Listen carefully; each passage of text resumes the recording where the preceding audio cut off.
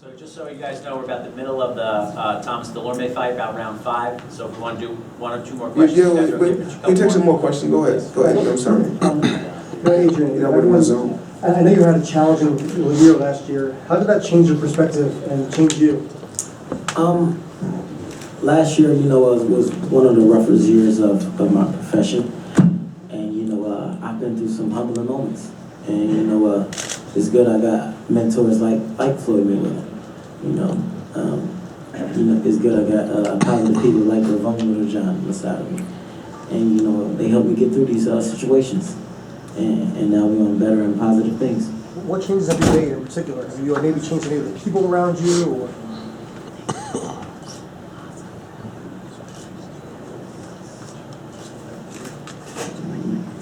What's that? I said, what changes have you made? Have you changed any of the people around you? Because Floyd before was talking about having positive people around him. Most definitely. You definitely gotta. He tell me this all the time. Once you decide to do right, you're gonna lose a lot of your friends, or well, a lot of the people that you thought was your friend. Because a lot of people are around for the wrong reasons.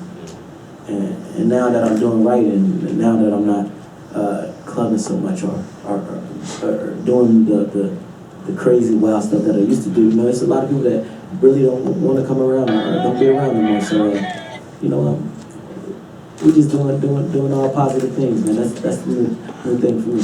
And also, you were saying before that you can't find Maidana right now because he's retired. But would you like to avenge the loss of Porter at some point? Of course. But like I said before, my main objective is February 18th to put on a great show for you guys and all my fans.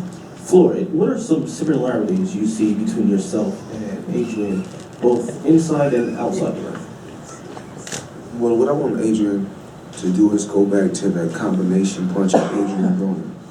Because if you go back to, when you go back and look at me in the beginning, before I became Money Mayweather, when I was Pretty Boy Floyd, man, I was a motherfucker then. Once I reached my last hurrah, really was with Arturo Gatti. After I reached that point, my body was all broken down. Just not just from taking punishment, but for just so many different hard training camps, pushing myself day in and day out, pushing myself day in and day out.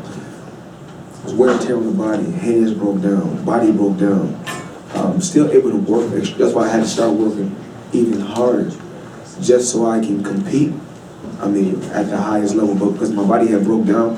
My last hurrah was with Arturo Gatti, and since I had a sharp mind and I didn't take any punishment, I still was able to beat all the top fighters. With chess moves, just being smart, and just with my experience. Far as on the outside, what I see from Adrian, he has what it takes. Because if you look at his social media following, he has a hell of a following. And a lot of fighters don't have as many followers as Adrien Broner has. You got guys that's been to the Olympics and won medals and still don't have that charisma and what it takes to be the next thing.